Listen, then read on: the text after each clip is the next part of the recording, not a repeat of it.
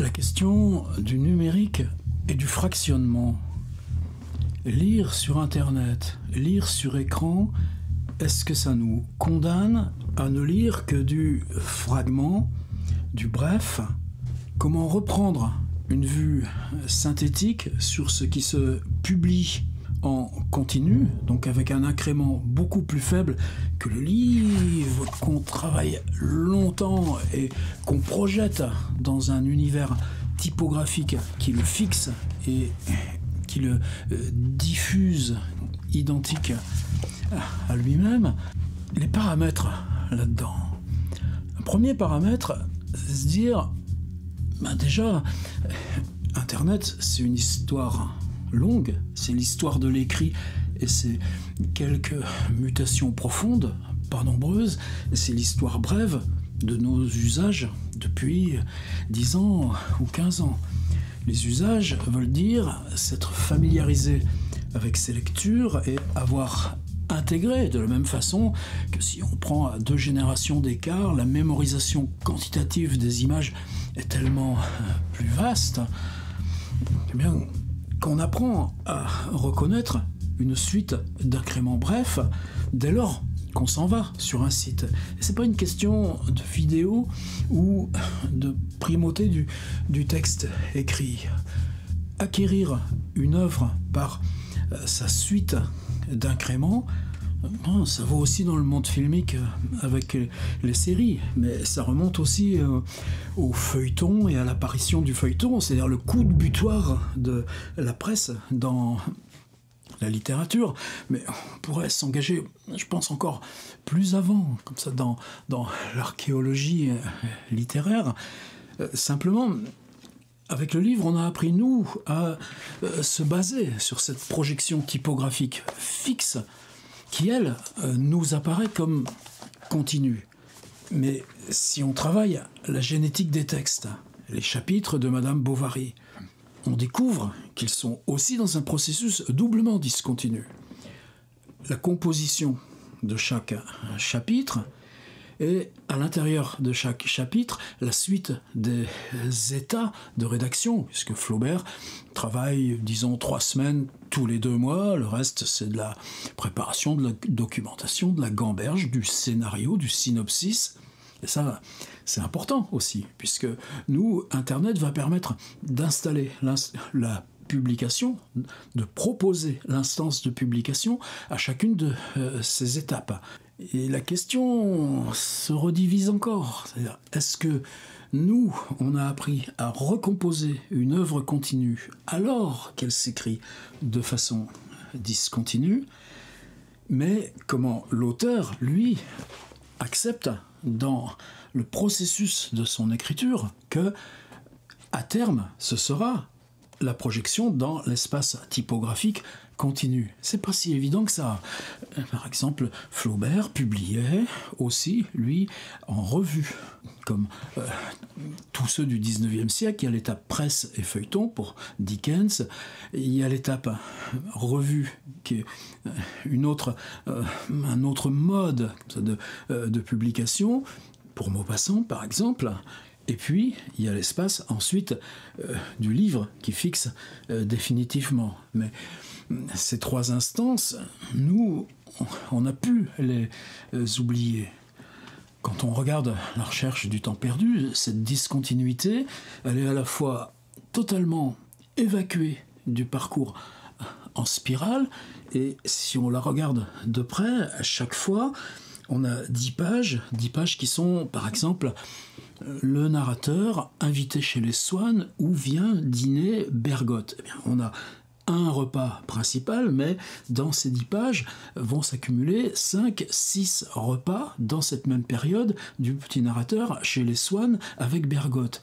Ensuite, au-delà de ces 10 pages, cette figure narrative ne reviendra pas. C'est-à-dire, la grande continuité de la spirale, et ce qui pousse la dynamique de la recherche, c'est précisément à l'intérieur cette discontinuité, telle qu'elle est architecturée par Proust dans le mouvement général.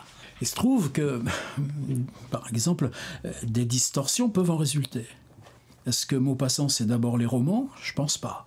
Est-ce que la publication au quotidien de Maupassant, écrivant de 10h30 à minuit, le coursier du Gaulois venant chercher le texte juste écrit et il est publié dès le lendemain, eh bien, c'est dans la presse, on n'a pas d'ajout de valeur symbolique à cette écriture. Simplement, quand ça se recompose en recueil de nouvelles, est-ce que le volume de recueil de nouvelles aura la même valeur symbolique que ce qu'on appelle les romans de Maupassant? Or, l'instance esthétique de Maupassant est intrinsèquement liée à l'écriture au jour le jour, la publication quotidienne et cette accumulation de formes brèves. Ça, oui, ça se projette pour des figures comme Borges, la bibliothèque de Borges, texte emblématique s'il en est. Prenez tous les modes de reconfiguration des lettres sur un volume de 400 pages fixes, et puis, dans l'immensité de cette bibliothèque, vous pourrez trouver tous les livres, y compris les livres perdus. Simplement, la bibliothèque est tellement grande que impossible de les localiser, sauf à savoir que dans tel endroit, vous avez là un vers de Shakespeare qui, tout d'un coup, s'est recomposé par magie au milieu d'un fatras de non-sens.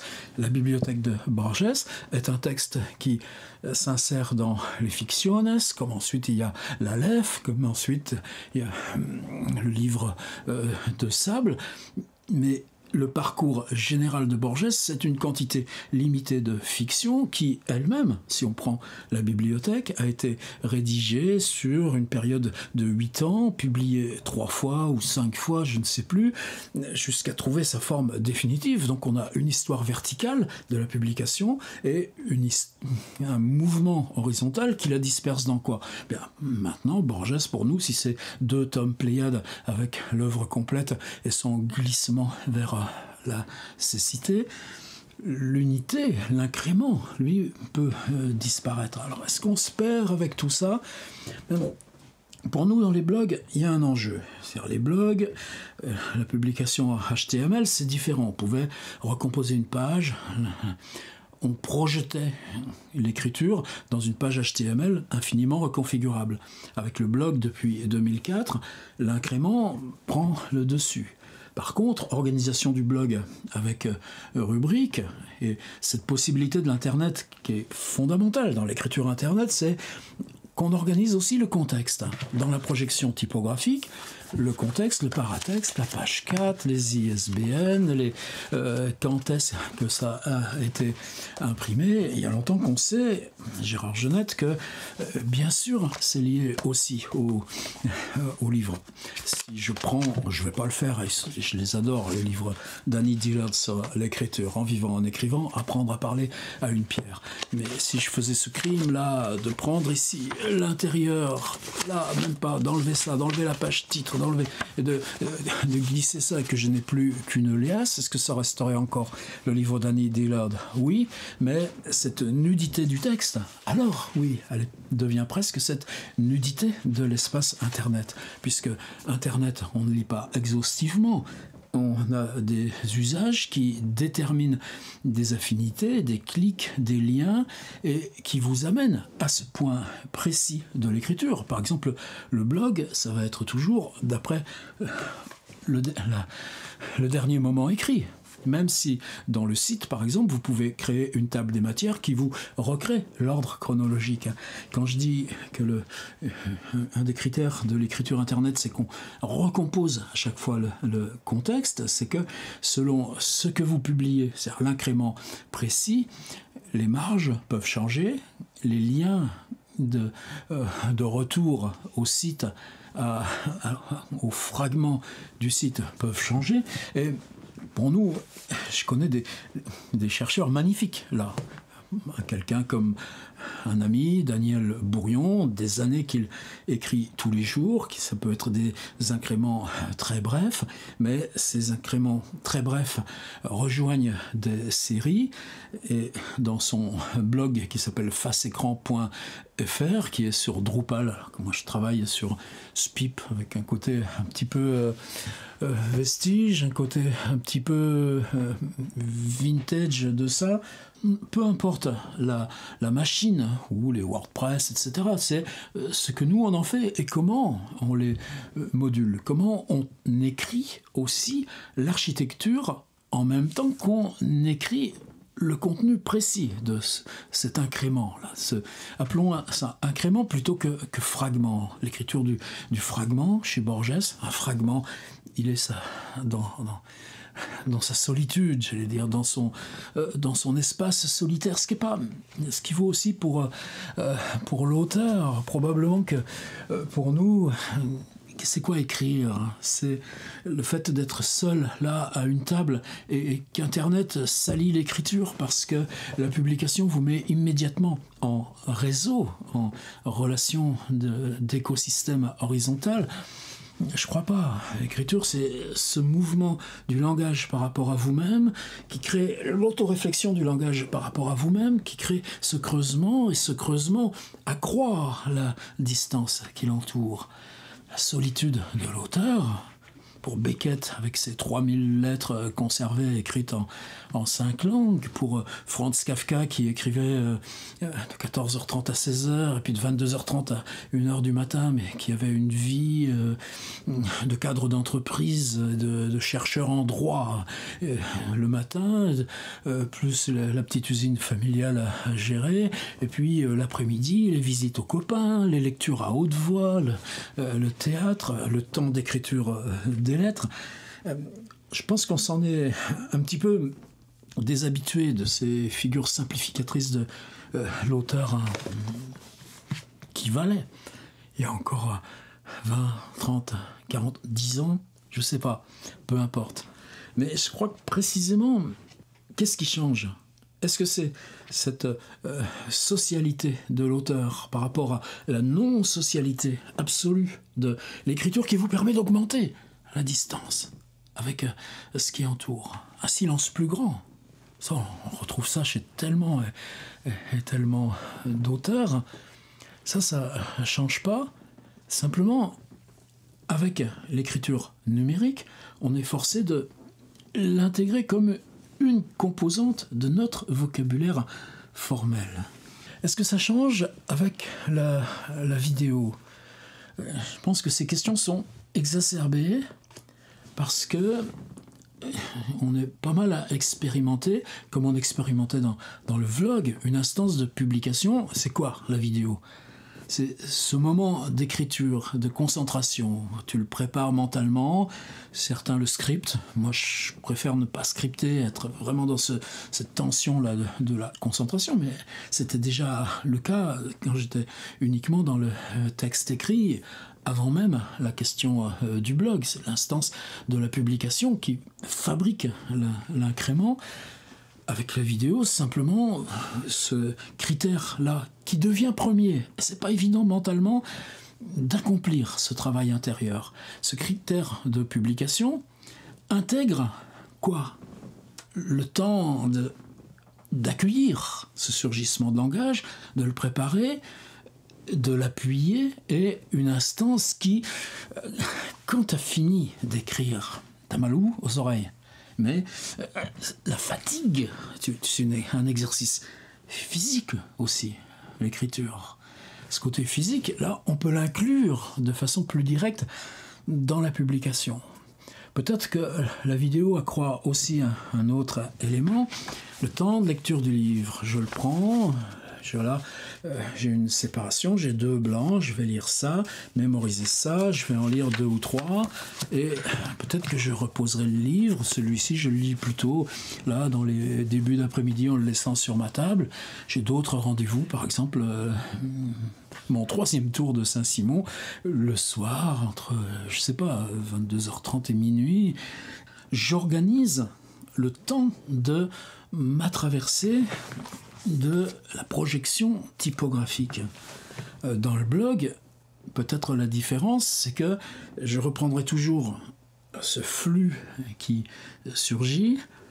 Dans la vidéo, je prendrai le dernier épisode. Ça condamne l'auteur à devoir toujours fournir, sinon ça s'éloigne. Ouais, mais ça, si vous regardez les rentrées littéraires et l'obsolescence des livres là que chaque auteur hors internet tient à publier une fois tous les 2 ans pour assurer sa petite survie matérielle, j'ai rien contre, hein. Ben, c'est pas si différent que ça, c'est aussi présent dans le monde traditionnel. Ce qui change, c'est peut-être aussi, par exemple, le concept classique du cinéma. La lampe de projection derrière vous, vous êtes assigné à position fixe devant l'écran, et ce qui se projette derrière vous, vous le prenez là, et a priori, sauf position de refus, on reste du début du film jusqu'à sa fin. Peut-être que ce qui nous paraît aussi étrange dans la publication Internet, qu'elle soit vidéo, qu'elle soit textuelle, c'est peut-être aussi simple que ça. On a la liberté par rapport à l'incrément de l'œuvre de la prendre et la reposer de la même façon qu'on fait d'un livre.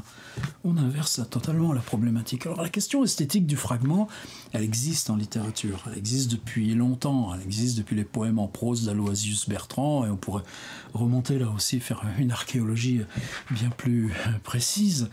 Elles se multiplient et seront beaucoup plus primordiales dans l'instance littéraire, dans l'instance esthétique du littéraire, bien avant le surgissement d'Internet.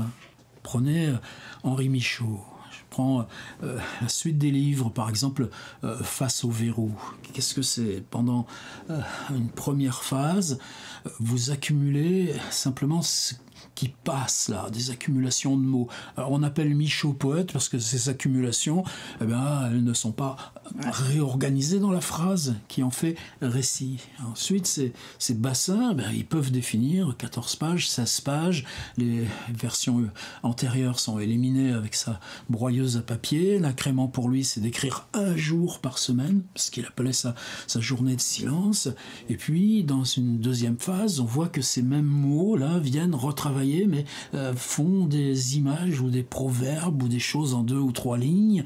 Et puis ensuite, ça fait par exemple, l'impossible retour, où on a 6 pages ou 8 pages, et une de ces figures se développe, et puis on arrive à Ma vie chez les insectes, où ces textes-là de la fin, le fantastique, qui sont du récit ou de la prose fantastique, et la révolution que propose esthétiquement Henri Michaud, c'est que ce qu'on appelle livre, en l'occurrence pour lui, j'aurais qu'à tendre la main ici parce que ça vaut pour ailleurs et pour d'autres, c'est que le livre rassemble ces différentes étapes. C'est-à-dire que vous parcourez, pour accueillir le récit fantastique en prose, les récits successifs de comment langagièrement ça s'est mis en place.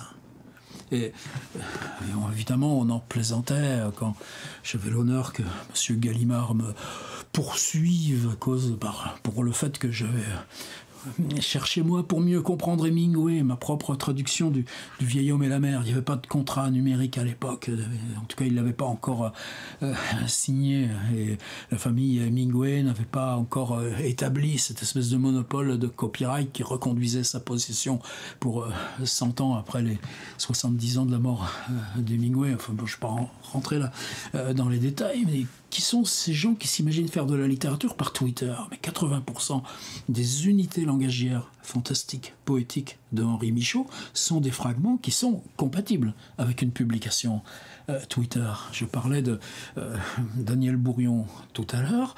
Ces suites de fragments, quand vous entrez sur son site, vous avez des lignes de temps. Ces lignes de temps vous permettent de retrouver les séries auxquelles appartiennent ces fragments, et en entrant dans ces séries, de les lire simplement, vous décidez de la composition, par juste là ce qui vient d'arriver, ou d'être numériquement reconstitué dans une continuité, indépendamment même du fait que des livres surgissent et viennent concrétiser ces différentes continuités. Alors, pourquoi parler de ça? Parce que je pense qu'il est temps maintenant.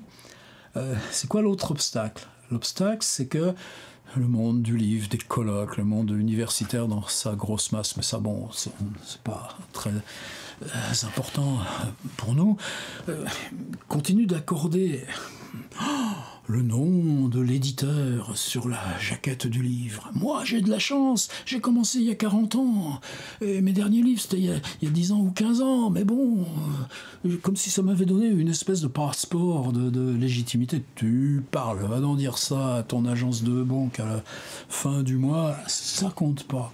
Mais cette valeur symbolique, ah ouais, t'as les vrais écrivains, et puis t'as les écrivains Internet, on en est toujours là.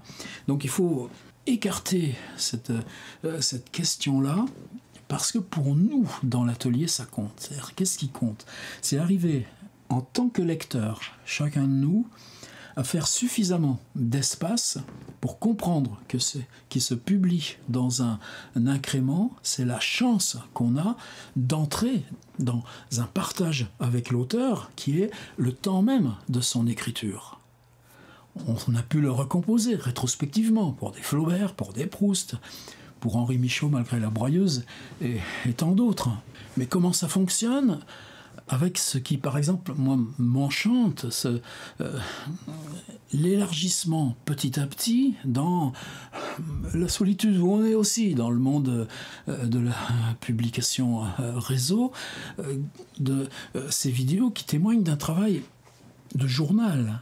Mais au sens où le journal de Kafka n'est pas le registre de ses jours, de ce qu'il a mangé, encore que, mais sa relation au langage, à ce qu'il a entendu dans la journée, montrer ses furoncles aux médecins. Voilà un passage du journal qui nous, tout d'un coup, fait entrer le corps dans Kafka, et ça ouvre là encore à tout un travail d'analyse littéraire, mais le rapport à ces lectures, et comment les lectures, l'embranchement de Macbeth de Dickens et Souvenir du chemin de fer de Calda chez Franz Kafka, il y a des osmoses, des passages, c'est ça, évidemment, c'est le travail permanent de la littérature. Mais le journal, alors là encore, le monde scolaire, ça va être la Métamorphose, Grégor Samsa, et puis vas-y, et puis c'est tout ce que tu auras lu de Kafka. Derrière, évidemment, il y a ces grands monuments que sont le diptyque, le château, le procès, avec l'Amérique là, comme soubassement, mais au milieu, il y a 60 cahiers. Avec le paradoxe, vous savez, de Max Brod qui en hérite, qui émigre en Israël, l'assistante de Max Brod qui recueille ses textes, ses cahiers après le décès de Max Brod, qui les lègue elle-même à deux vieilles cousines, et puis que ces vieilles dames là, qui viennent de mourir il y a pas si longtemps que ça, je ne sais même pas si elles sont disparues toutes les deux, qui vivaient avec 20 ou 30 chats, les cahiers étaient là, dans les cageots, là où vivaient les chats. Quelqu'un s'intéressait à Kafka, vous voulez les voir, prenez-en un si vous voulez. Vous êtes tellement sympathique. Au point que l'État d'Israël, il y a 5 ou 6 ans, ou 10 ans, pas plus, décrété qu'une propriété privée, que je possède des cahiers ou des livres, ces cahiers m'appartiennent pour l'instant, décrété que ça avait une valeur patrimoniale qui justifiait que la Bibliothèque nationale d'Israël les préserve et donc se les approprie. Question juridique totalement inédite. Est-ce qu'il y a une bibliothèque du patrimoine universel? Et pourtant, plus les questions de droit d'auteur, etc., etc. Ce qui appartient au domaine public, c'est ce qui a été publié du vivant de l'auteur, pour Lovecraft jusqu'en 1937. La correspondance de Lovecraft n'est pas dans le domaine public, puisque le droit d'auteur, c'est la fondation ou les fondations, il y en a plusieurs, qui sont les propriétaires matériels des manuscrits, et par exemple Derek Hussey avec Hippocampus Press à New York, qui publie les éditions proposées par Stiyoshi et son collaborateur. Ça, c'était secondaire pour ce qui nous occupe. C'est-à-dire, moi, la question, c'est ça. Quand je vois arriver maintenant à une étape de maturité, je pense à Michel Brosseau, qui a un journal très bref, 1 minute. Est-ce que chaque jour, je vais trouver la disponibilité de lire le journal de Michel? Probablement pas. Mais le dimanche, il propose une compile de 6 ou 7 minutes avec les 6 épisodes là, de la semaine. Il recommence.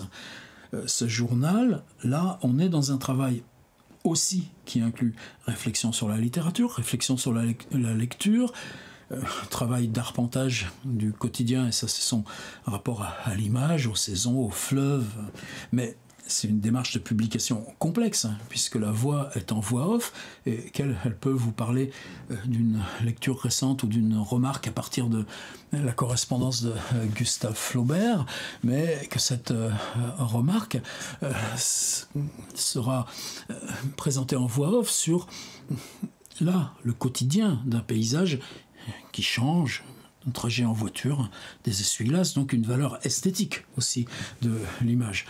Il y a un peu plus d'1 an, il commence une autre série. Ça part avec l'idée de Georges Perec, je me souviens. Puis petit à petit, on n'est pas du tout là-dedans. C'est l'archéologie familiale, c'est le premier bal, la première guitare, l'entrée au lycée, la visite à Julien Gracq aussi.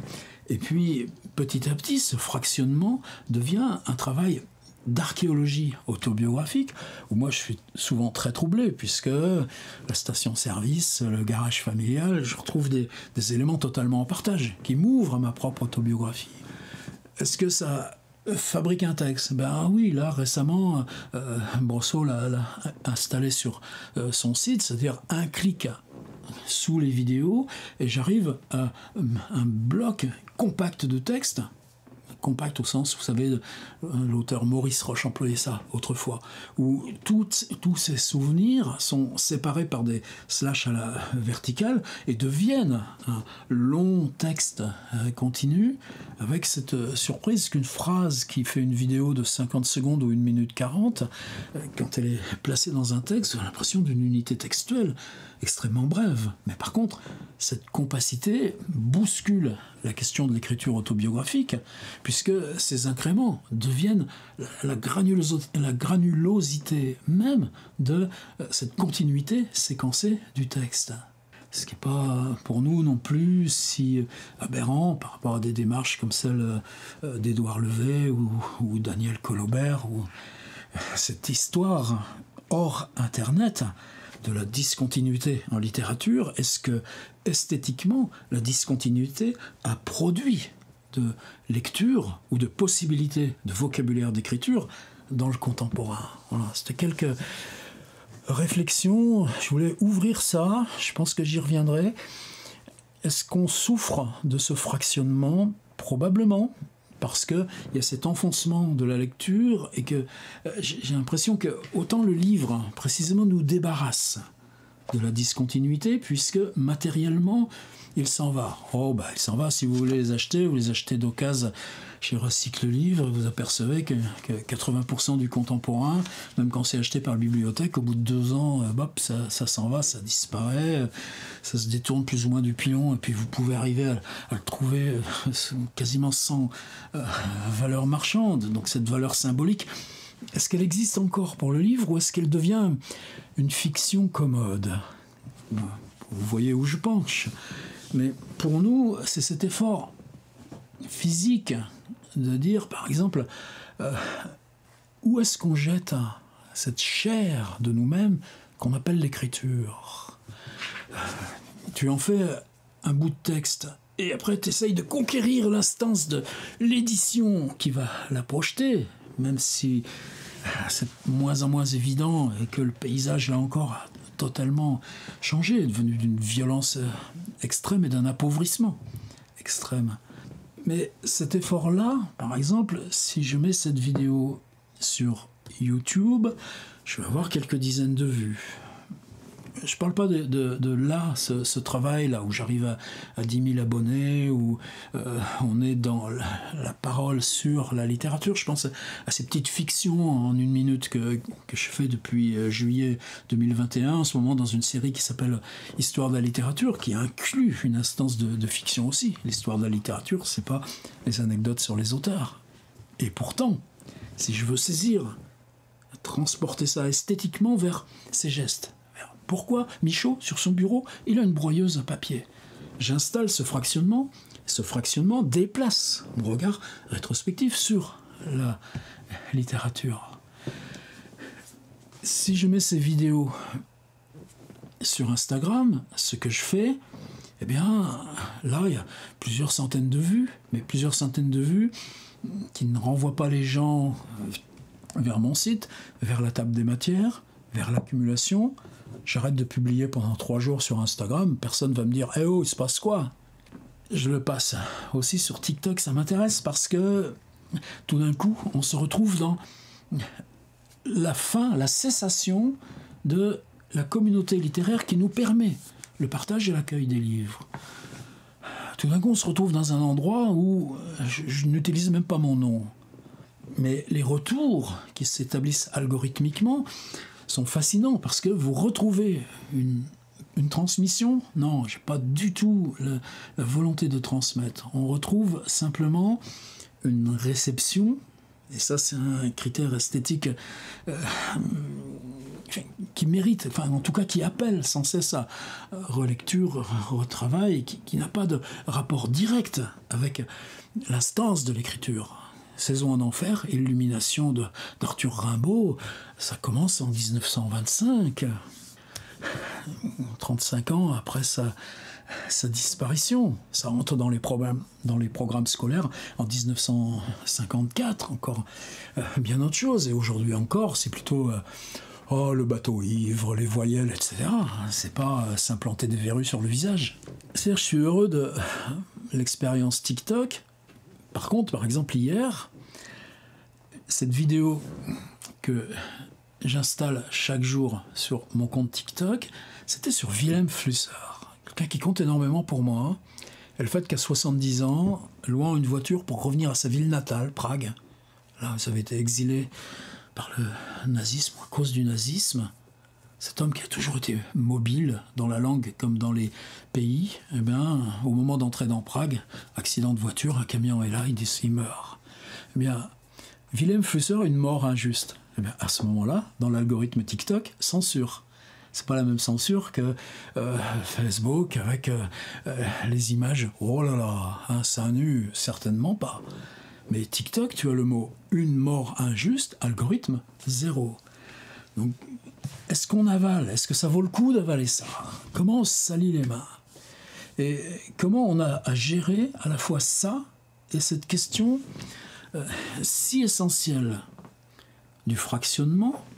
C'est-à-dire, je mets l'incrément à 1 minute 30, maintenant je monte à 2 minutes. Qu'est-ce que ça m'oblige à travailler en moi, différemment du point de vue de la prise de parole, indépendamment aussi du statut de l'oralité, c'est une autre question. Mais qu'est-ce que je laisse arrière moi de la possibilité de recomposition synthétique d'une unité d'œuvre? Même si chaque point particulier de l'unité, on peut retrouver de quel article, de quel brouillon, de quelle instance progressive ou comment ça s'écrit de livre à livre.